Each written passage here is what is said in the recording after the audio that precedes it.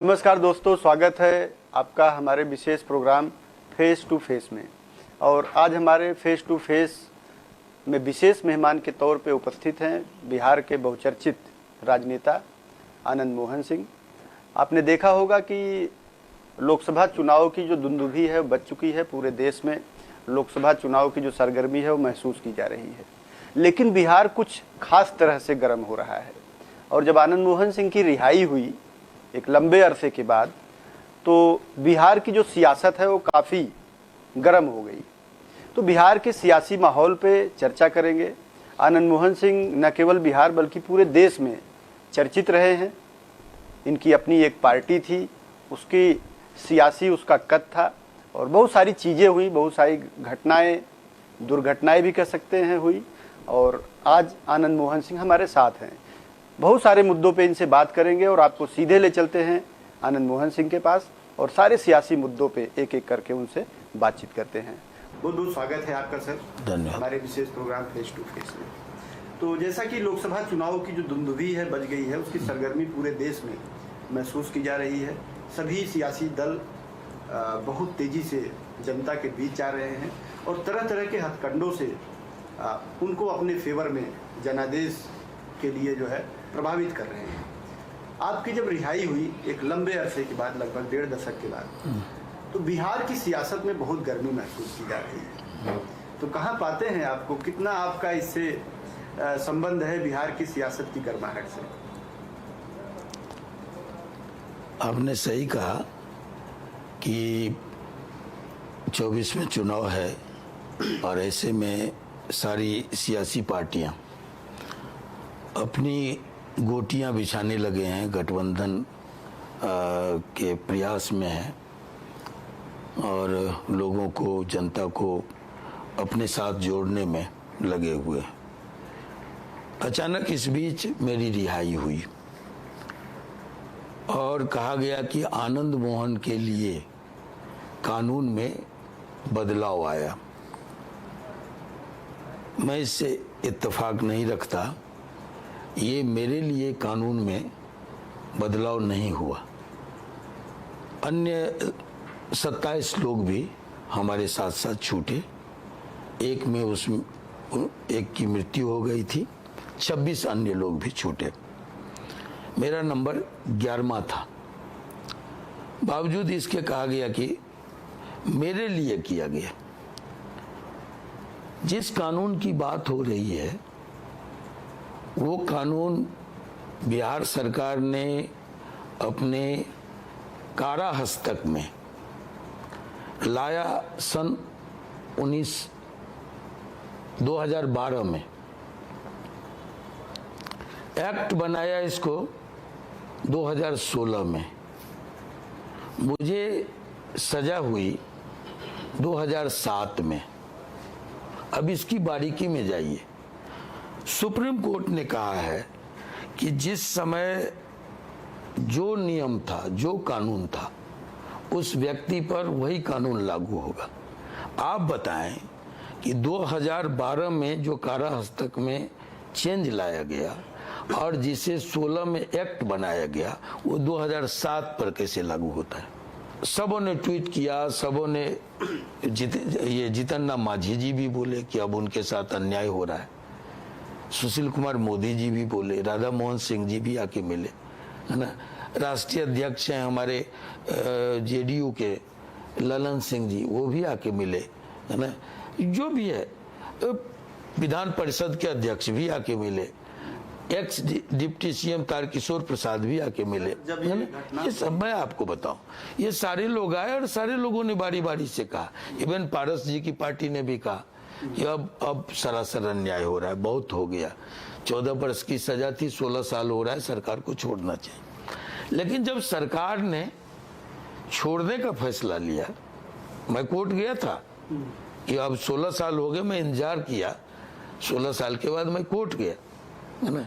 और तब तक में सरकार ने जब फैसला लिया तो बड़ी हंगामा हुआ, बड़ी जोर शोर से, कि कुछ लोग गए हाई कोर्ट, कुछ लोग गए सुप्रीम कोर्ट, अनेकों तरह की बातें हुई।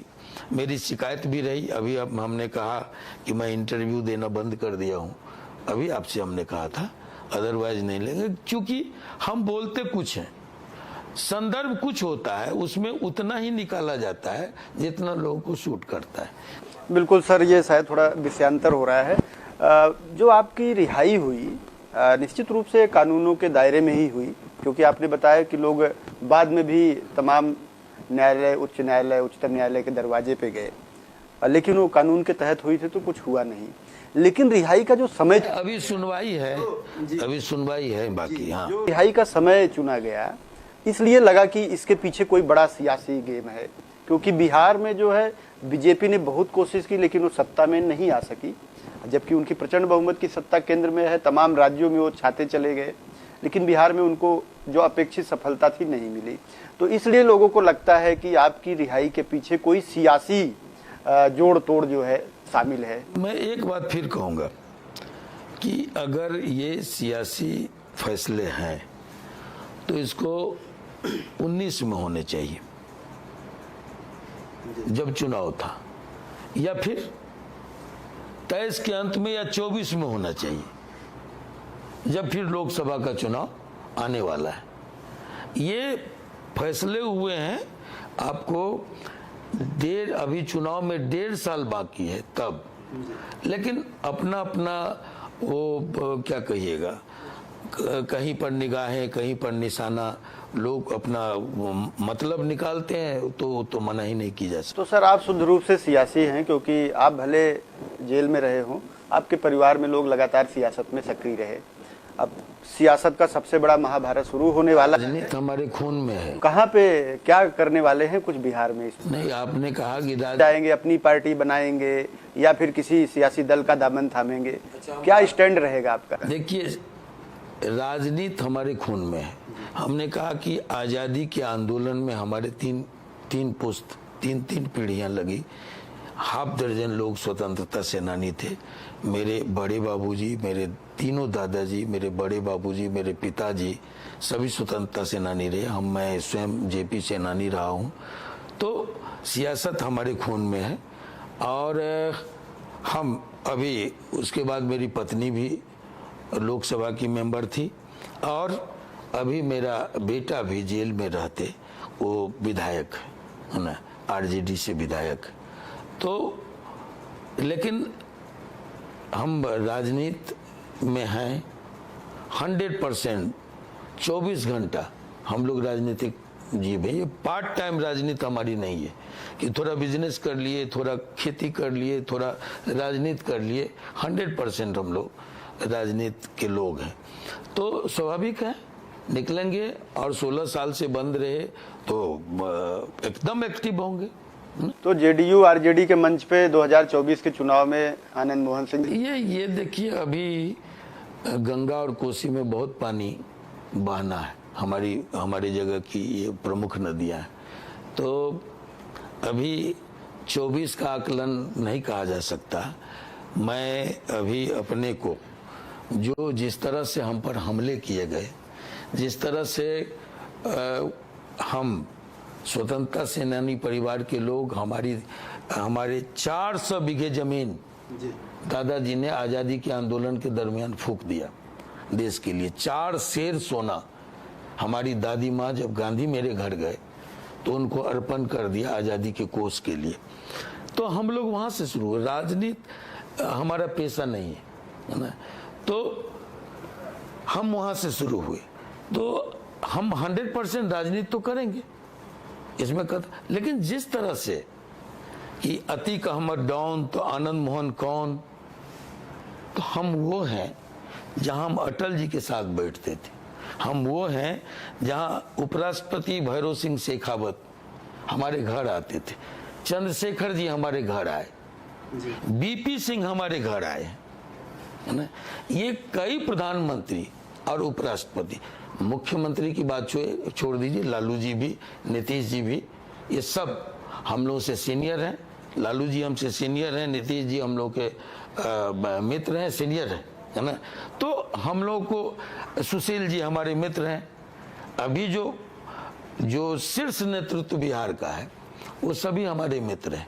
और हम मानते हैं, लोग जो माने, कि राजनीति में मतभिन्नता तो स्वाभाविक है, यही डेमोक्रेसी की खूबी है, लेकिन मतभेद जायज है, चलेगा, लेकिन मनभेद मैंने कभी नहीं किया। जनतंत्र में जनता ही असली मालिक है। तो गांधी ने कहा कि जब खूब अंधेरा हो, चारों ओर निराशा हो, कहीं कुछ दिखाई न पड़े, तो ऐसे में जनता के बीच जाओ, वही तुम्हारा मार्ग प्रशस्त करेगा, वही रास्ता दिखाएगा। सर, हम जनता के बीच आ रहे हैं और हम अपने लोगों को 23 नवंबर को पटना बुलाएंगे। बिल्कुल सर, जेपी आंदोलन की बात कर रहे हैं। जेपी आंदोलन से निकले हुए आपके साथी सियासत में बहुत लंबा सफर तय कर चुके हैं। तमाम लोग मंत्री, मुख्यमंत्री, केंद्रीय मंत्री और लगभग सभी सियासी दलों में वो बहुत आगे निकल गए हैं। आनंद मोहन सिंह, जब ये 94 की घटना, हमारे स्कूल के लोग भी निकले, तो आप जहाँ जिसकी चर्चा आप कर रहे हो वहां तक गए। आप उस समय विपक्ष के एक बड़े नेता थे 94 की अगर बात करें, और फिर आपके राजनीति पे एक ग्रहण लगा, डीएमजी कृष्णैया हत्याकांड जो हुआ, जिस भी वजह से हुआ। तो क्या लगता है कि आप बहुत पीछे रह गए और अब ये जो एक लंबा लगभग 2 दशक के आसपास का जो, मैं इसको नियति का फैसला मान के, और चूंकि हमने कहा कि आज़ादी और लोकतंत्र की बहाली में हम लोग का योगदान है, और लोकतंत्र के मंदिर में बैठने का, असेंबली में भी और लोकसभा में भी, जहां कानून बनाए जाते हैं, वहां मुझे भी, मेरी पत्नी को भी, मेरे पुत्र को भी बैठने का अवसर मिला है। तो जो कानून बनाएगा, नैतिकता का तकाजा है कि कोई फैसला हमारे खिलाफ होगा, उसको हम सिरोधारी करेंगे। जो वर्तमान सेटअप है लोकतांत्रिक, और हम उसके जनप्रतिनिधि रहे हैं। कानून बनाने वाली जो संस्थाएं हैं, चाहे असेंबली हो चाहे लोकसभा हो, उसके कई बार हम मेंबर रहे हैं। तो लोकतंत्र की मर्यादा का पालन करना हमारा फर्ज बनता है। फैसले क्या हुए, चूक कहां से हुई, इसके बहस में हम नहीं जाना चाहते, लेकिन 3,500 की भीड़, उग्र भीड़ का चार्ज, सारे लोग छूट गए। 34 लोग आरोपित हुए, 33 लोग छूट गए, और अकेले मुझ पर सारा चार्ज होगा। एक ही चार्ज में बाकी के लोग छूट गए, मारने वाले छूटे, ऑर्डर गिवर छूटे, लेकिन आनंद मोहन फंसे। जबकि सुप्रीम कोर्ट ने अपने फैसले में कहा है, 13 सीमा पैराग्राफ पढ़िएगा हमारे फैसले का, नेट पर है, कि घटना बाय चांस हुई है। जो चिल्पो मच रहा है लोग कि ऑन ड्यूटी मारा गया, वो कहते हैं कि नहीं, डीएम गोपालगंज के थे, जस्ट रिवर्स, उल्टा। उस दिन वो मुजफ्फरपुर में घटना घटी। तो सुप्रीम कोर्ट ने लिखा है कि बाय चांस, ऑन ड्यूटी नहीं, ऑन वे, जिस पर हंगामा हो रहा है। और ये रेयरेस्ट ऑफ रेयर केस नहीं है, ये सुप्रीम कोर्ट ने जिक्र किया है। जिसको लेके हमको घेरा जा रहा है, वो तो सुप्रीम कोर्ट में मामला है, हम रखेंगे अपना पक्ष। बिल्कुल सर, देखिए एक लंबा समय गुजरा, और उस लंबे समय में आप दुर्भाग्यपूर्ण था। पूरे जो सियासी जमात थी या जिसके समय में ये कांड हुआ और आप पे सारे चार्ज लगे, उन सबको भी ये बात महसूस हुई कि आप निर्दोष हैं और आप छूट भी गए। डीएमजी कृष्णैया के परिवार वालों का रिएक्शन भी आपने देखा होगा, पढ़ा होगा अखबारों में भी, जब आप छूट करके आए। तो क्या कभी उनके परिवार से भी आपका संपर्क हुआ, या आपके लोगों ने उनको भी समझाने की? तो जेल में था, मैं कहां से संपर्क करता, लेकिन हमारे परिवार के लोग ये महसूस करते हैं कि पूरे इस दुर्भाग्यपूर्ण प्रकरण में 2 ही परिवार को झेलना पड़ा, बिखरा। उनका एक लवली आनंद का, एक उमा कृष्णैया का, ये 2 ही परिवार को झेलना पड़ा जो कुछ हुआ। बाकी के लोग जो भी हैं, इसमें हल्ला हंगामा, झाल बजाने वाले लोग हैं, इसका कोई राजनीतिक लाभ, कोई राजनीतिक वो, ये अपने अनुसार से वो फैसला ले। हमारे बेटे ने, बड़े बेटे चेतन ने कहा कि नहीं, हम मिलना चाहेंगे, तो उनकी बेटी ने कहा कि हम पुलिस बुला लेंगे। हमारी तरफ से प्रयास हुआ, उन्होंने कहा कि हम अगर आए तो पुलिस बुला लेंगे, है ना। तो जो भी हो, आज भी हमारी सहानुभूति है। उजरा तो 2 ही परिवार, या तो लवली आनंद का परिवार या फिर बिल्कुल सर। बच्चे छोटे छोटे थे, यहीं वेलवम में छोड़ के गए थे, सभी बड़े हो गए, उनकी शादी में निकला मैं। जिनको वेलवम में पढ़ाई के लिए छोड़ के गए थे उनकी शादी में मैं निकला। बिल्कुल सर, आपका संघर्ष एक बड़ा लंबा संघर्ष रहा और ये न केवल भौतिक बल्कि मानसिक रूप से भी बहुत ही कठोर संघर्ष कह सकते हैं। जब आप के साथ ये घटना हुई तो पूरे बिहार प्रदेश में विपक्ष के बहुत ही मजबूत नेता हुआ करते थे। आपकी पार्टी बड़ी मजबूत विपक्षी पार्टी मानी जाती थी और धीरे धीरे जब ये प्रकरण हुआ और आप एक लंबे समय तक कारावास में रहे, पूरे देश भर के ठाकुरों के आप नेता बन गए, ये चमत्कार कैसे हुआ? देखिए, हिंदुस्तान में जात की जड़ें बड़ी गहरी हैं। हजारों साल से जात जो है, कबीर आए, नानक आए, नानक ने जो बुद्ध आए समता का दर्शन दिया, नानक आए, इस्लाम आया, लोगों को लगा कि चलो वहां जात से ऊंच नीच से फुर्सत मिलेगी। लेकिन जब वहां गया तो वहां यहाँ का मेस्तर वहां हलाल खोर बन गया, वहां जो कोयड़ी था यहाँ काजी बन गया, वहां यहाँ जो ठाकुर था वो पठान हो गया, यहाँ जो शेख थे वो भूमिहार हो गए, जो सैयद थे वो ब्राह्मण हो गए, है ना। जात वहां भी जान नहीं छोड़ा। हर मजहब में जहां भी लोग जात से जान छुड़ाने के लगे, और जात का कोई व्यक्ति जब निकलता है ना, तो उसको गुदगुदाता है, उसको अच्छा लगता है। दूसरी बात कि अगर ये लगता है किसी को कि हमारी जाति के किसी बड़े नेता के साथ नाइंसाफी हुई और इस सवाल पर लोग चुप हैं, तो वो बोलता है कि नहीं अन्याय हो रहा है।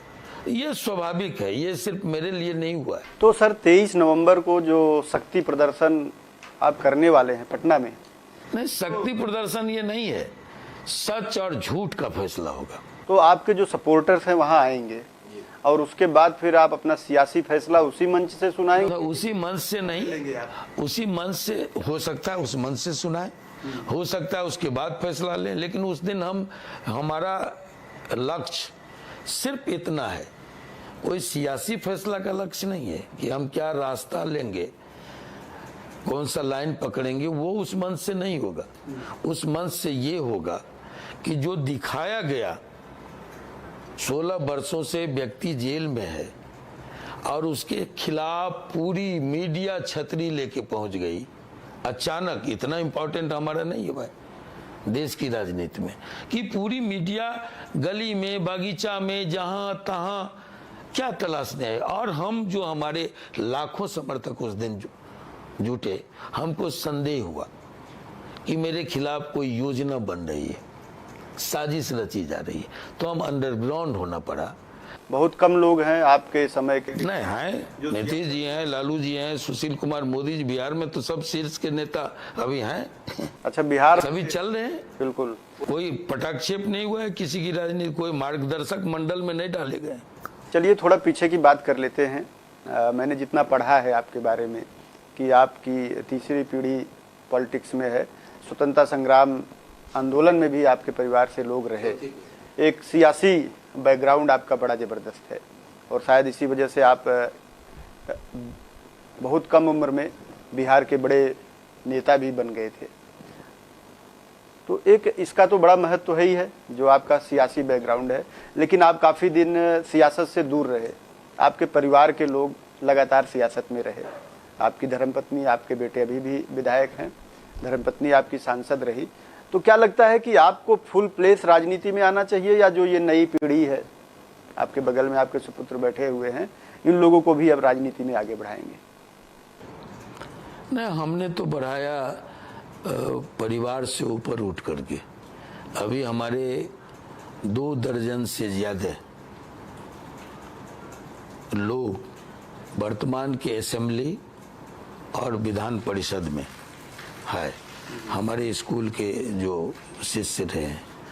तो खुशी होती है और वो सब एक आदर के भाव से, भले वो विभिन्न पार्टियों में हो। अभी मैं एक वैशाली में, जहाँ से मैंने कहा था कि भाई राम जी का मंदिर अयोध्या में बने, स्वागत है, लेकिन सिया जी का भी मंदिर मिथिला में बने। प्राकट्य धाम जो है पुनौरा, शिवहर, जहाँ से हम सांसद 2 बार रहे, जहाँ से मेरा बेटा अभी विधायक है, शिवहर एक ऐतिहासिक जगह, उसका नाम शिवहल था, जहाँ से अकाल के बाद, दुर्भिक्ष के बाद जब जनक जी निकले, राजा ने हल पकड़ा, तो वही शिव का हल जी, शिव का हल वहीं से स्टार्ट हुआ, जो 28 किलोमीटर पर जाके वो नासा से लगा, वो एक कलश, और सीता प्रकट हुई, ऐसी मान्यता है। तो प्राकट्य धाम जो है वो उदासीन है, उपेक्षित है ना, लगता नहीं है कि सीता जी का ये जन्म स्थल है। तो राम जन्म भूमि पर अगर आप, इतना सियासी घमासान मचा हुआ है ना, तो मेरा है कि सिया जी, बिना सिया के राम ने, हमारे यहाँ जय श्री राम नहीं बोलते हैं, हम लोग के यहाँ जय जय सिया राम बोलते हैं। जय श्री राम वाले हम लोग नहीं हैं, हम लोग जय जय सिया राम वाले लोग हैं। तो हमने कहा कि वहां भी बने। तो उस मंच से बीजेपी का एक विधायक, लोकल विधायक ने कहा डंके की चोट पर कि जब आपकी पुकार होगी तो मैं आपके साथ खड़ा हूं।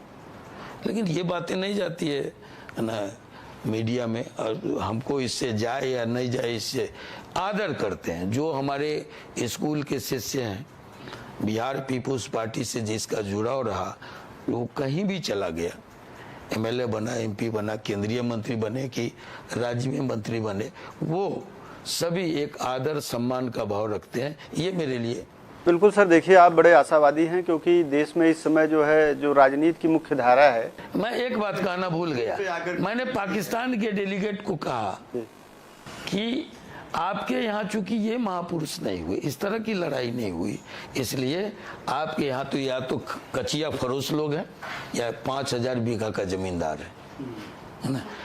आपकी राजनीति पर लोग, वही लोग, चाहे वो पैसे वाले हो, प्रभुत्व वाले हो, चाहे वो जमींदार हो, वहां की राजनीति पर वो हावी है। हमारे यहाँ कोई उद्योगपति राजनीति पर हावी नहीं हो सकता। हमारे यहाँ कोई जमींदार, बड़ी जमीन वाले, वो हावी नहीं होता है। वैचारिक आधार पर यहाँ सब होता है, और ये अभी तक चल रहा है। जब आप रिहा हुए सर, तो बीजेपी के तमाम बड़े नेताओं ने भी बड़ा पॉजिटिव बोला आपके लिए कि कानून के तहत रिहाई हो रही है, कि पूरा देश जानता है कि आनंद मोहन सिंह निर्दोष थे इसमें और सिस्टम का शिकार हो गए। अब चुनाव आ रहा है, तो संपर्क किया बीजेपी के लोगों ने या अन्य किसी पार्टी के लोगों ने? हमारी शिकायत ही इसी बात को लेके है कि जो मेरे बेटे की सगाई के पहले दिन, मेरी बेटी की शादी, बेटे की सगाई तक, जो सारे लोग एक सुर से कहते थे कि उनके साथ तो भाई अन्याय हो रहा है, अब तो उनको छूटना चाहिए, वो अचानक सुर चेंज कैसे हुआ है ना। अचानक लोग कैसे चले गए हाई कोर्ट, कैसे गए सुप्रीम कोर्ट, ये कौन जाने वाले हैं। कौन मीडिया हाउस पर जिसका कब्जा है, वो कैसे मेरे छोटे से गांव में 200 छतरी वाला, सहरसा का कोई होटल, ये लोग सहरसा से हैं, सहरसा का कोई होटल, उसका कमरा नहीं था जहां लोग बैठे नहीं थे। मेरा अभी पैरोल सरेंडर नहीं हुआ, रिहाई पैरोल पर थे, हमको जाना था जेल और फिर दूसरे दिन निकलना था, लेकिन ये पूरे जेल की घेराबंदी हो गई। क्या थे हम भाई? तो ये किसने किया, किस पार्टी के लोगों ने किया? आप सब जानते हैं, सब जानते हैं। एक बात मैं कहूंगा, अदरवाइज मत लीजिएगा, कि हमारा मीडिया और लोकतंत्र उपमा था, उदाहरण था दुनिया के लिए। जब इमरजेंसी इस देश में आई, एक निरंकुश तानाशाही आई, वहां भी लोगों ने बताया कि हम रीढ़हीन नहीं है। या लोकतांत्रिक तरीके से चुनी सरकार। केंद्र में भी इमरजेंसी के बाद जो आंदोलन से सरकार बनी थी, उनका हश्र क्या हुआ वो इतिहास के पन्नों में दर्ज है। मीडिया की बात, मैं मीडिया से हूं तो आपको बता दूं कि मीडिया का जो प्रोफेशन है, अगर आप जो इंटरनेशनल इंडेक्स आता है कि मीडिया के प्रोफेशन में लोगों के हालात कैसे हैं, तो वहाँ पे हिंदुस्तान की मीडिया पाकिस्तान और बांग्लादेश से बहुत अच्छी नहीं है। वही हम समझते हैं कि किस माहौल में लोग काम कर रहे हैं, तो उसका बहुत सारा असर पड़ता हुआ दिखाई देता है। और गिरावट राजनीति में भी देखी जा रही है, ब्यूरोक्रेसी में भी देखी जा रही है, सब में, राजनीति में भी आई है ये। तो इसलिए आपको सब जगह ये गिरावट। कोई अकाल हुआ है देश में तो वो नैतिकता का अकाल हुआ है, सच कह रहे हैं आप, और ये चौतरफा हुआ है। आप हमारे शो में आए, अपना बहुमूल्य समय दिया, और आपने कहा कि भविष्य की क्या योजना है। तो मैं, हमारे शहीद ने, बिस्मिल ने कभी कहा था, वक्त आने दे बता देंगे तुझे ये आसमां, हम अभी से क्या बताएं क्या हमारे दिल में है। सर, आप हमारे शो में आए, अपना बहुमूल्य समय दिया, अपने अनुभव शेयर किए, आपका बहुत बहुत धन्यवाद। तो ये थे हमारे साथ बिहार के बहुचर्चित राजनेता आनंद मोहन सिंह, जो हमसे अपने राजनीतिक जीवन पे बातचीत कर रहे थे। तमाम जो चर्चाएं देश